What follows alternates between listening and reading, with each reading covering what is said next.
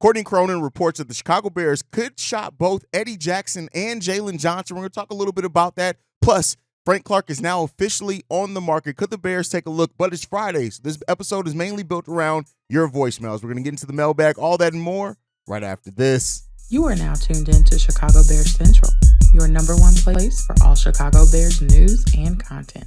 What's going on, Bears fans? Welcome to another episode of Chicago Bears Central, your number one spot for everything Chicago Bears related. I'm the host, Sarah Hayes, but more importantly, you guys can follow the channel at Chi Bears Central on every social media platform we happen to be on. With that being said, let's go ahead and get into the content for today. So Courtney Cronin was on the Chicago Bears podcast yesterday, and she alluded to the fact that the Bears could look to shop and see what they can get for Eddie Jackson and Jaylon Johnson. Now, this is in some ways expected, right? I think for when you have a team that's been struggling like the Chicago Bears have, it leads to a lot of players could be shopped, right? And I think could be shopped and listening to offers is different than they're actively trying to move those guys, right? But when it comes down to it, if the Bears seek the value, right? What we always talk about with Ryan Poles, it's value, how he sees the value in players and things like that. And more so, I think with Jaylon Johnson, I would say than anyone else on the Chicago Bears roster is that when you have the young guys that you've had step up in that secondary, it could make a player like that. You feel like a player like that is expendable. Now, I'm not quite saying that I feel that way. I know Eddie Jackson doesn't get the eye-popping stats or anything like a bunch of interceptions and forced turnovers, things like that. But like when it comes down to it, Jaylon Johnson to me is a guy that, you know, he's been here, right? I think I said Eddie. I meant Jaylon Johnson if I said Eddie Jackson, but I really look at Jaylon Johnson and what he's done, what he's been here in his time in Chicago. And like, there's something to say about, you know, keeping a guy like that, especially when you need veterans, right? Yes, you have some promising young cornerbacks in Chicago. I do not want to overlook or understate that at all how promising some of our cornerbacks are. They are, right? We see what Kyler Gordon can be. And, you know, yeah, he's been injured for the most part this season. And, you know, we want to see what he looks like fully healthy in that slot where players are increasing. Terrell Smith and Tyreek Stevenson showing a lot to the point where the Bears considered starting those guys at one point, right? And Tyreek Stevenson, who's coming along in a major way for the Chicago Bears as well. And then you do have Greg Stroman Jr. down there, who's 27 years old, has been around the NFL for a little while, right? So if you do feel like moving on from Jaylon Johnson, maybe you look at Stroman in his recent play and say, hey, we can still have somebody down there that can slide in, right? But overall, do I expect either to be moved? No. As a trade deadline is 2 weeks away now. I think I hear it, and I respect the reporting from Courtney Cronin. I'm not saying at all that Courtney Cronin is at all flubbing anything. That's not what I mean by that at all. I just mean that I have questions, I have doubts. But when you have a player like Eddie Jackson who's played 2 games, right? And I do think that Eddie Jackson was on his way last season to a Pro Bowl season before he went down with injury then, right? We haven't really seen it much in the season yet, right? But you got to start asking yourself the question. He's 29 years old, right? He turns 30 in December. Shout out to him for being another Sag. Shout out to that. We love Sages over here. You know, I'm Sag. My birthday's December 5th. But when it comes down to it, you may have to start asking yourself those questions. Now, you know, I don't know. I haven't really started doing heavy draft scouting yet or anything on that. I probably won't start looking at prospects heavily until about week 10 or 11. I think at that point you have kind of an idea of around that area your pick may fall. But you know, when it comes down to it, if the Bears are listening to offers or shopping either one of these guys just to gauge their value, personally, I can't be mad at it, right? And I want to hear from you guys. When you hear that, and if you guys haven't, go check out the Chicago Bears podcast. Courtney Cronin, who works for ESPN 1000, she talked on there that the Bears could look to, you know, to shop either Eddie Jackson or Jaylon Johnson or both of them for that matter, right? It's not an either-or scenario. Let me know what you guys think on that, right? Again, it was surprising in a way, but at the same time, really not when you think about the way that the Bears season has gone. If we were a team that was above 500, I don't think you would maybe hear that. But we know with Poles, if those contract talks go a certain way or he feels like that number they're not gonna be able to overline, I can see a world in which with the Jaylon Johnson, even though he's been really peaceful as far as of it focusing on his game, not really making a big deal over his contract situation, I can see Ryan Poles looking to maybe move on from him, allow him to more so try to work out that contract with the next team. So let me know what you guys think. Again, like I said, I'm kind of torn on it. We'll end up seeing. Now, Frank Clark was officially released. We talked about this yesterday, that if the Chicago Bears should take a look at Frank Clark, now he's restructured his contract. He got out of there. He may absolutely want to look to join a contender. A lot of you guys also said that in your opinion, you feel like Frank Clark is too old. He's over the hill. That time has passed him by.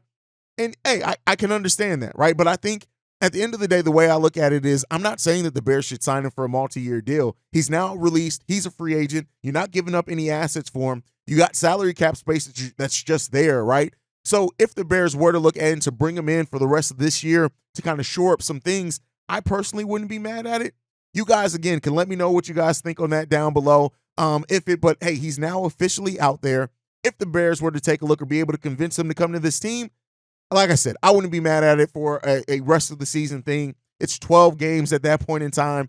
Like I said, I think sometimes when some fans here sign a guy, they immediately think, well, what? He's over the hill. Do we want to, like, it's 1 year, right? It's 1 year, right? Let's worry about it now. If they offer him a 3-year contract, okay, then absolutely. But I don't see him getting that at this point in the season. So at the end of the day, he's going to be signing for the rest of the season.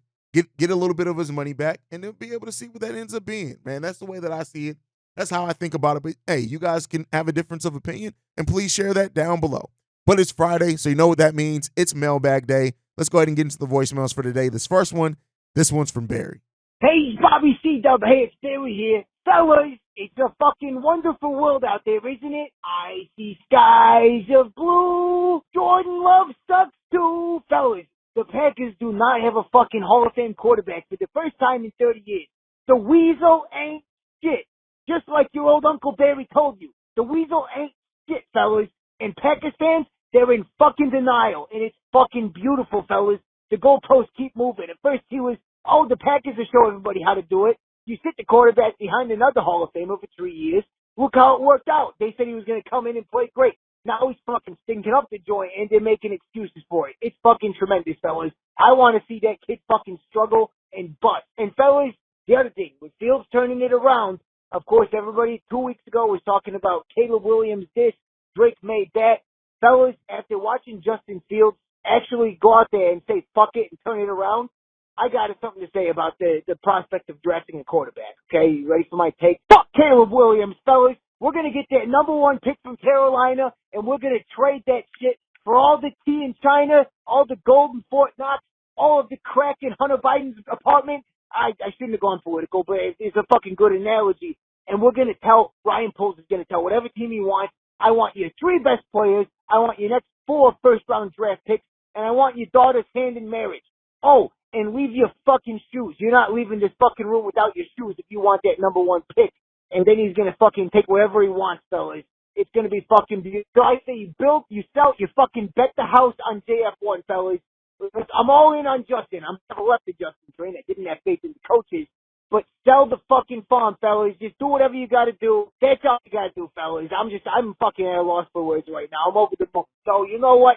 JF1 up, they're done. Hey, Barry just went in. Like, there's sometimes where you get a voicemail and there's literally just no recourse or response for it at all. Barry just cooked so many people, right? He cooked Packers fans, which they absolutely deserve it because fuck the Weasel.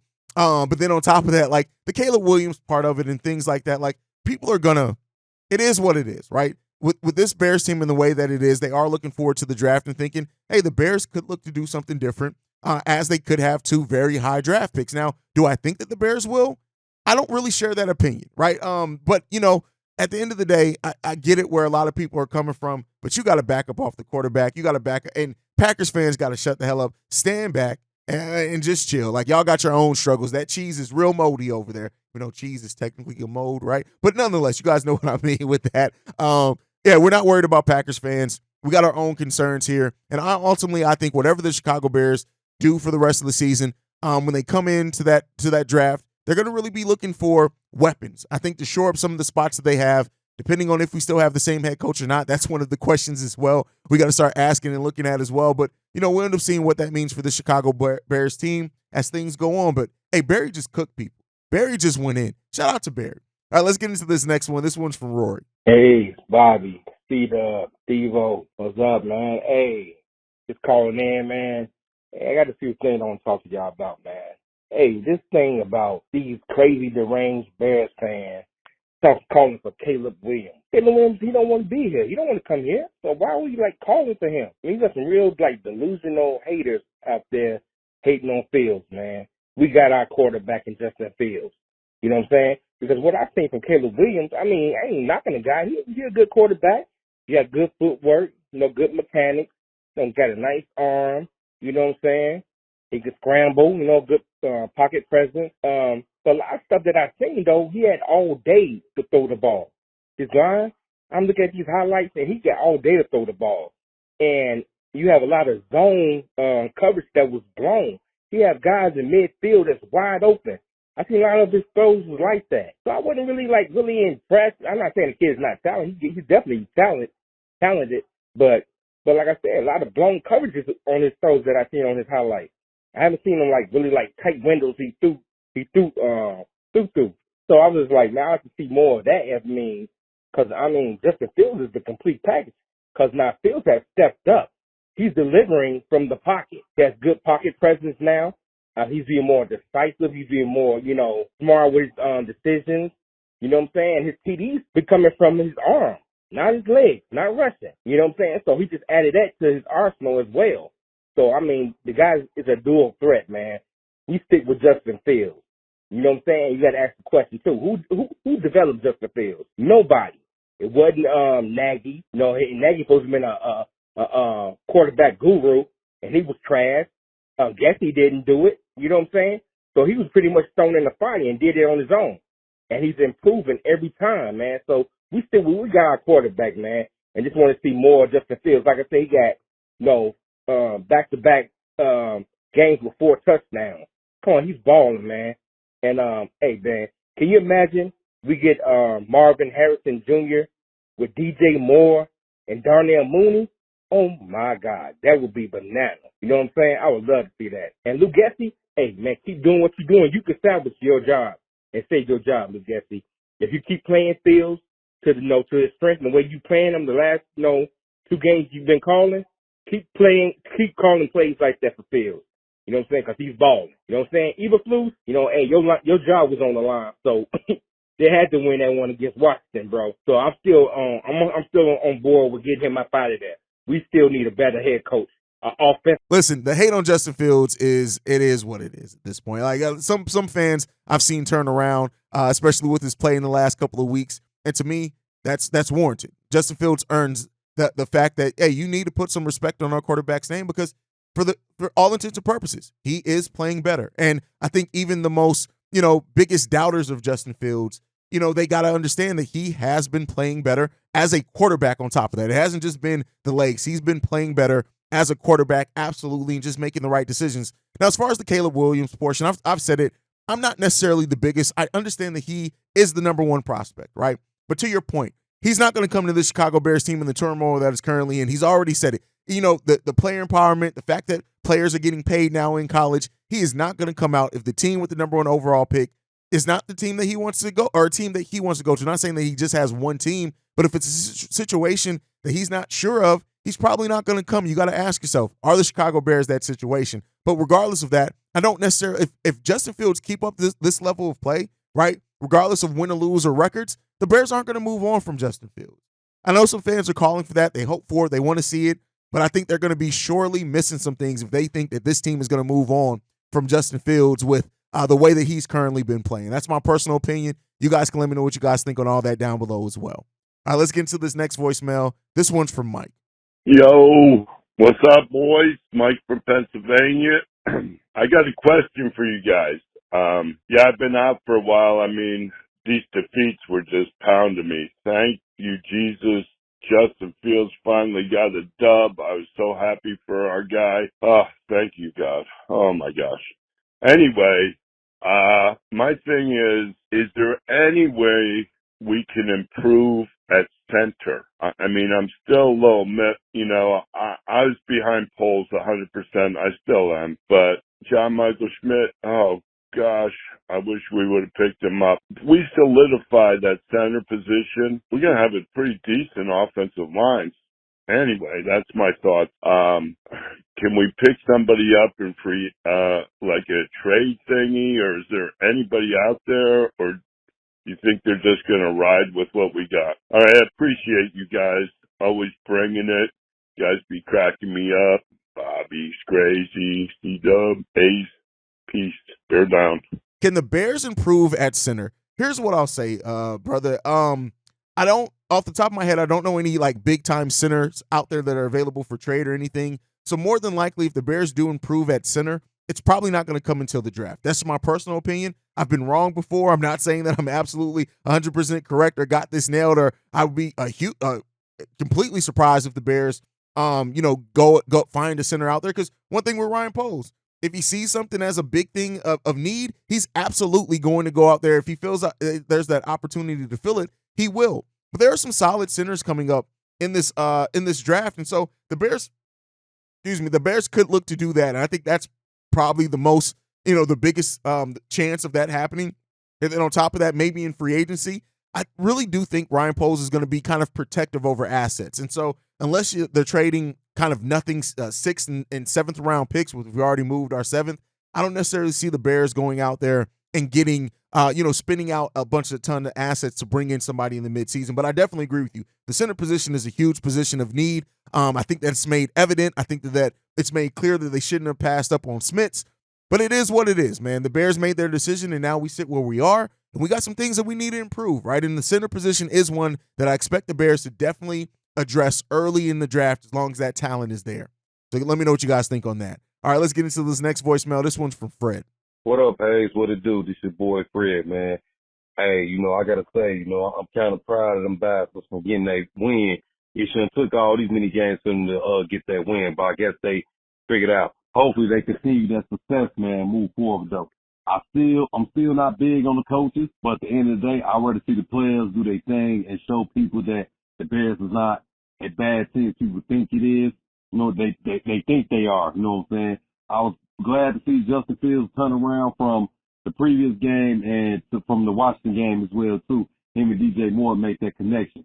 But Mooney got to, you know what I'm saying, step it on up, you know what I'm saying? Because now we traded Claypool, that should open up opportunity even more for Mooney to be that number 2 to take the, you know what I'm saying, the top off the defense, though. And Cole Kmet as well got to be more involved as well. So hopefully the defense got their shit together.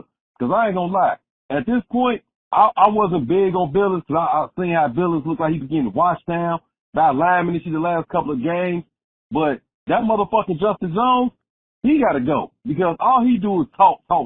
He don't show up on the stat sheet for shit. He don't get no pressure on the quarterback. He don't stop the run or none of that.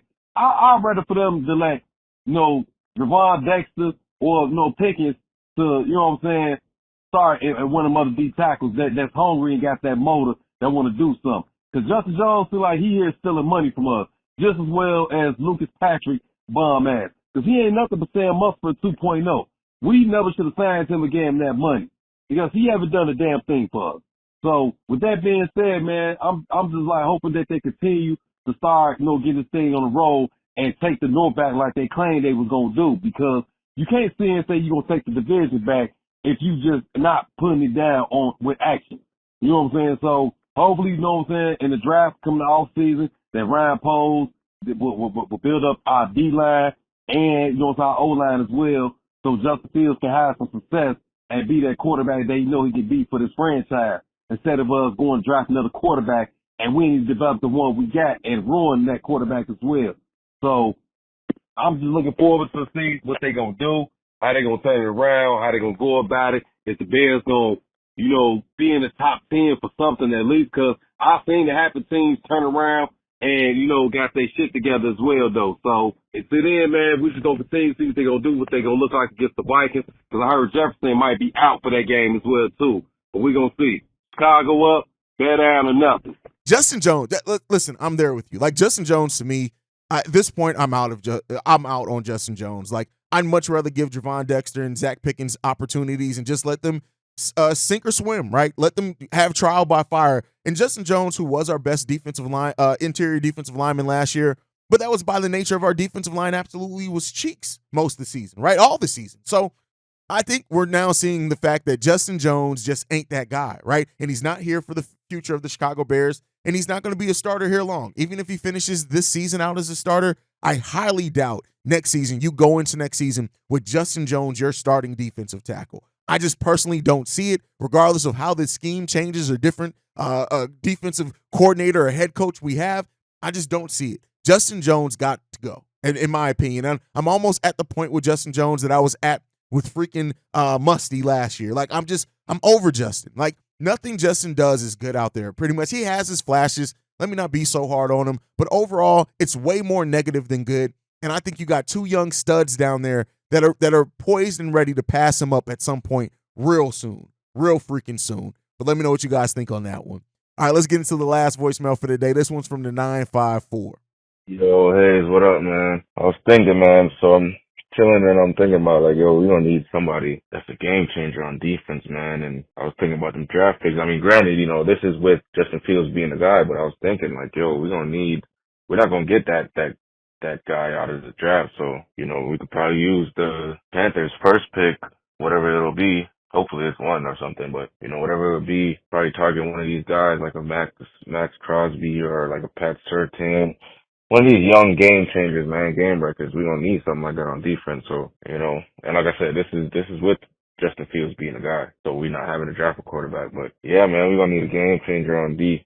And as far as those two teams, like Max Crosby and Pat Surtain, I feel like, those teams are going to need they're going to be looking for their franchise quarterback. So they'll be willing to maybe give up whatever it is to secure a top 1 or 2, maybe 3 pick. But, yeah, we could pair that with, somebody like a Chase Young through free agency or something. But yeah, it was just something on my mind, man. Let me know what you think. Peace. Love the show, man. Fuck with you. I get what you're getting at as far as with the Bears, the picks that they have early, whether it's the Panthers pick or our pick, looking at a defensive playmaker. But here's what I'm going to say. With where the draft is currently going and where those picks are currently slated, you cannot pass on Marvin Harrison Jr. To me, I get it. We have DJ Moore here. We got Darnell Mooney, who's good in the slot and in the outside. But to me, if you have an opportunity and Marvin Harrison Jr. is on the board, I don't care what other teams are offering you. You take Marvin Harrison Jr., you pair him with DJ Moore, and you don't have to worry about, for the most part, your wide receiver core for probably the next 5 to 6 years. Right? You gotta lock in DJ Moore to extension at that point. But listen, you do not pass up on Marvin Harrison Jr., in my opinion. That's just me. I know not everyone's gonna agree with that. To me, you do not. Matter of fact, I would much rather see, and I know if right now the Bears are slated to have the number 1 and number 2 picks, right? I don't think that's gonna happen. The Carolina pick is still gonna be high. But to me, if you walk away in the first round with your first two picks and you get Jared Verse and you get Marvin Harrison Jr., you're good. That's it. You're there. You're good. You don't have to worry about it. You got 2 positions of need. You got a young edge that can be a playmaker. You get Marvin Harrison Jr. early in that draft with the Carolina Panthers pick or our pick, whichever one ends up being higher, and you have now shored up 2 absolute positions of need for the Chicago Bears. Well, one absolutely of need with an edge, but you want your quarterback to have weapons, right? That's what you do to me. I think that's what the route that the Bears should go. I think that's the perfect scenario for the Chicago Bears. If they walk away with those 2 players in the first round, listen, you won the first round, in my opinion. You won the first round. Then you look at other things, other positions. You look at maybe other offensive linemen, centers, right? Things like that. Maybe even a linebacker you could look at, or another safety with Eddie Jackson, getting older and things like that. You look at that. But to me, you look at Jared Verse, you look at Marvin Harrison Jr., you do your best to walk away with those 2 players in the first round of the draft, in my opinion. But you guys can let me know what you guys think down below. But that's my time for today, guys. Thank you so much for tuning in to another episode of Chicago Bears Central. Make sure you guys are following the show at Shy Bears Central on every social media platform we're on. You can also send us any feedback, questions, comments, concerns, chicagobearcentral@gmail.com. And then lastly, if you want to leave a text message and our voicemail, the number to do so, 773-270-2799. We are the number 1 spot for everything Chicago Bears related, thanks to you guys. And like I like to end every episode on, Chi-Town up, but bear down. Love you guys. Peace, y'all. This has been a presentation of the Break Media.